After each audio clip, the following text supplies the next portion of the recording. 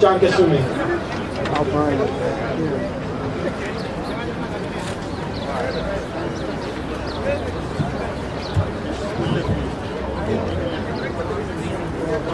Hold this.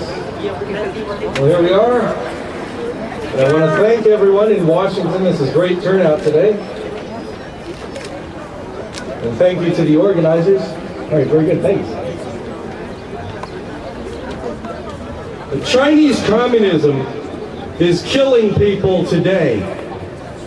This simple statement is obvious to those who have watched the news out of Tibet during the past month, which has been quite intense as for issues of China, human rights abuse, and the Summer Olympic Games, which must not take place in Beijing beginning on August 8th. America used to know that a nuclear-armed communist superpower is a bad thing. But especially for our young people, it has become important to have a refresher. Younger folks may not remember when the Soviet Union was America's enemy and when certain things were widely and consistently upheld in America, like national security, American values, and fundamental principles.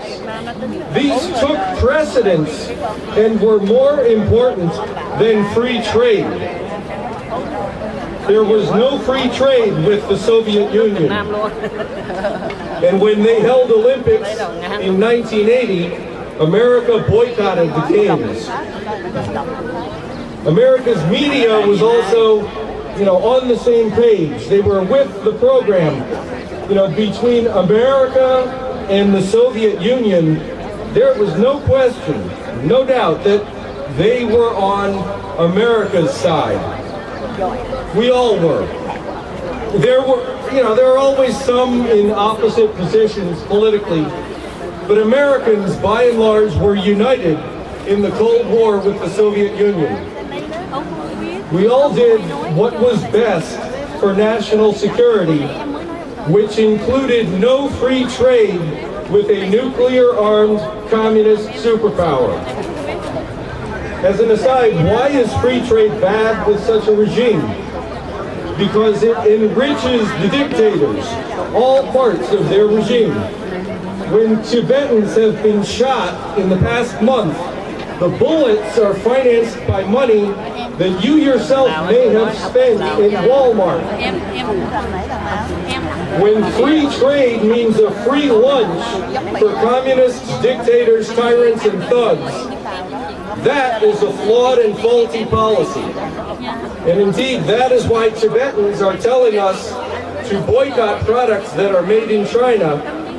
And my group, the China Support Network, agrees and stands with the Tibetans in the Boycott Made in China coalition. Dictatorships are only maintained by hurting people.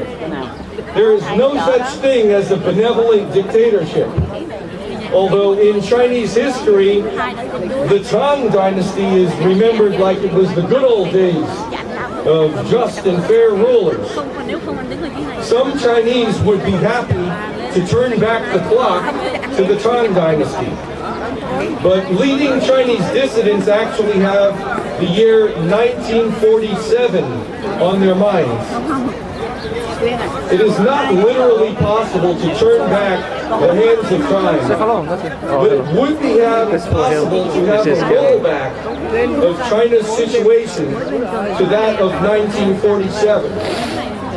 That was 2 years before communists came to power, and Chinese parties had conferred after the Second World War. They drew up a new constitution to guide the new Republic of China, or ROC. And that was a democratic constitution. China did arrive at democracy in 1947. The entire reign of the Communist Party has been a rude interruption to Chinese democracy. And that constitution served to govern and to guide Taiwan for the past 61 years. Taiwan just had a presidential election last month. Taiwan is a splendid example of Chinese democracy, and congratulations are in order to the winner of that election, Ma Ying-jeou. I'd say that America's young people already know that a nuclear-armed communist superpower is a bad thing. It's a dictatorship that is hurting and killing people, and that's easy to learn and it's plain to see. Who needs a reminder might be Washington, D.C. They have been absolutely remiss about communist China, its abuses, its spying, and its threats to national security. Washington simply likes to keep up appearances while the free trade goes on, building up a nuclear-armed communist superpower. The very least that America's politicians could do is to get behind a boycott or a change of venue for the Olympics. That's the least they can do, short of economic sanctions, which may be preferred by some Chinese dissidents. They understand that a regime of cunning, conniving, and treachery will only respect pressure and strength. To stop the killing in China, every kind of pressure is in order.